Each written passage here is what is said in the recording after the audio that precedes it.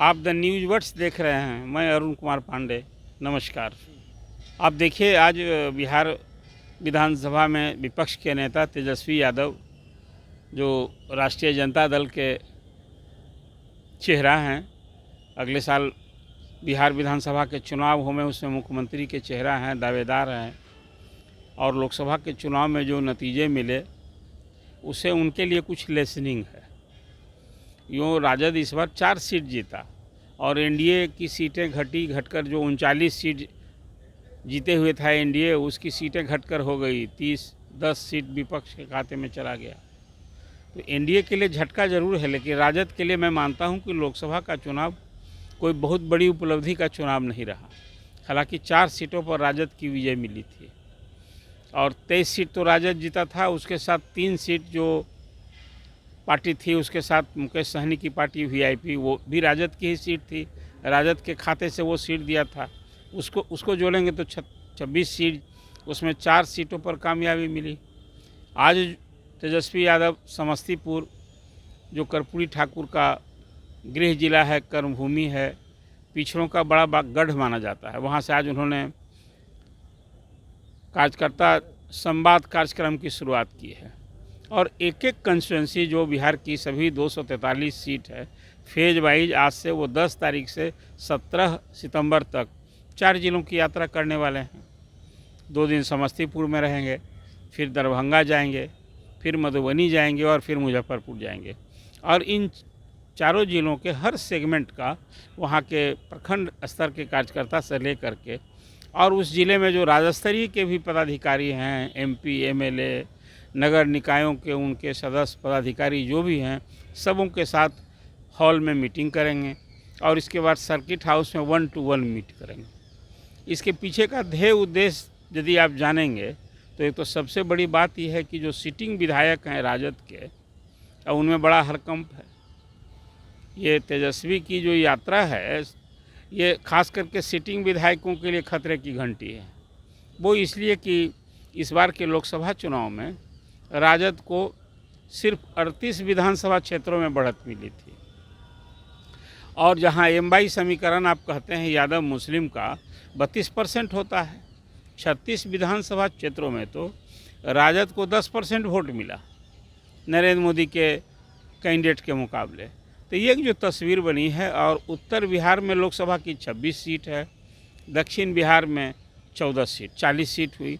उसमें 26 लोकसभा सीटों में मात्र 3 सीटों पर महागठबंधन को जीत मिली। वो आपको याद होगा, किशनगंज, पूर्णिया और कटिहार।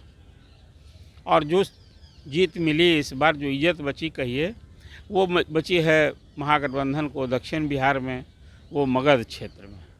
तो आज तेजस्वी यादव उत्तर बिहार से उन्होंने कार्यकर्ता संवाद यात्रा की शुरुआत की है और इस संवाद यात्रा में एक बात जानते ही हैं कि राजद के लिए जातीय समीकरण, जात का सर्वेक्षण और आरक्षण एक बड़ा मुद्दा है।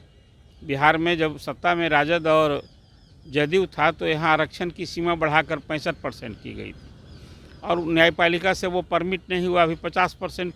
ये एक मुख्य मुद्दा बना करके तेजस्वी लड़ रहे हैं, अपनी राजनीतिक लड़ाई शुरू किए हैं।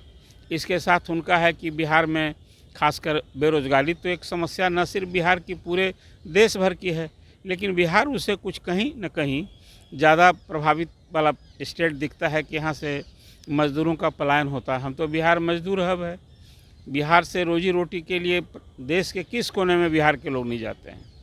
तो एक कहीं न कहीं एक मुद्दा बनाया है तेजस्वी ने कि यहाँ रोज़गार का मुद्दा, नौकरी का मुद्दा। हालांकि इसी दबाव में नीतीश कुमार भी, जो बिहार सरकार के विभिन्न विभागों में खाली पद हैं, उसकी समीक्षा की है, गणना कराई है। और आपको याद होगा 2 लाख शिक्षक तो बहाल हुए ही, अब वो नियोजित शिक्षक को जहां रेगुलाइज किया गया, सरकारी कर्मी का दर्जा दिया गया, फिर अभी 80-85 हज़ार शिक्षक बहाल होने वाले हैं और चौथे फेज में 1.5 लाख शिक्षक बहाल होने वाले हैं। तो कुल मिलाकर नीतीश कुमार ने एक भरोसा दिलाया है कि चुनाव तक, नवंबर तक अगले साल हम कम से कम कुल मिलाकर 5 लाख नियुक्ति करने वाले हैं।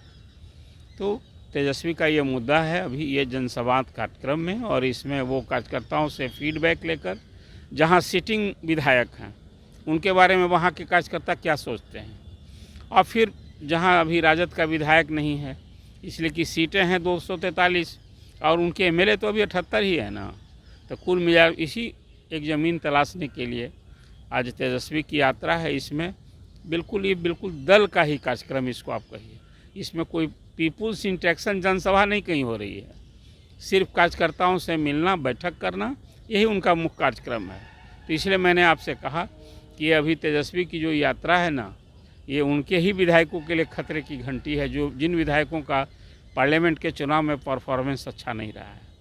फिलहाल तेजस्वी की इस यात्रा पर एक संक्षिप्त आपके सामने मैंने विवरण दिया है, और आप देखिए आगे दिन में फिर क्या सब वहाँ से ध्वनि निकलती है।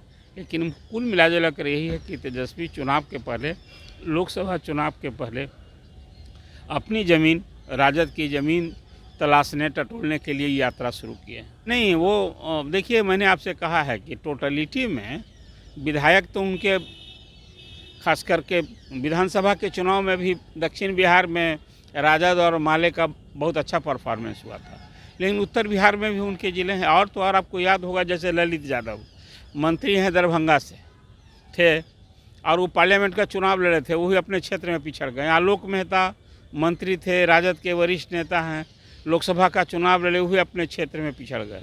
तो कुल मिला, जैसे बीमा भारती हैं, पार्लियामेंट की चुनाव लड़ी, हार गई, अपने लोकसभा क्षेत्र में उपचुनाव में हार गई। तो कुल मिला कर तेजस्वी की जो यात्रा है, इसी ज़मीन को तलाशने के लिए, टटोलने के लिए कि राजद की हालत क्या है, कार्यकर्ता क्या सोचते हैं, कैसे पार्टी को मजबूती दी जा सकती है, इसी सब विमर्श के लिए बैठक और यात्रा उन्होंने की है। देखिए अभी जो नेचुरल लक्ष्य है बड़ा तेजस्वी का कि हम सत्ता में आवें, और इस बार तो लालू जी का भी फिजिकल प्रेजेंस है, उनकी भी एक कामना है। 2 बार तो डिप्टी सीएम हुए हैं तेजस्वी यादव, तो नीतीश कुमार की अगुवाई वाली सरकार में हुए हैं। अब नीतीश को हटा करके तेजस्वी सीएम बनना चाहते हैं, तो इन्हीं सब कामों से, यात्रा से, कार्यकर्ताओं से इंटरेक्शन बढ़ाने से तो पार्टी को मजबूती मिलेगी, ये समझ बनता है।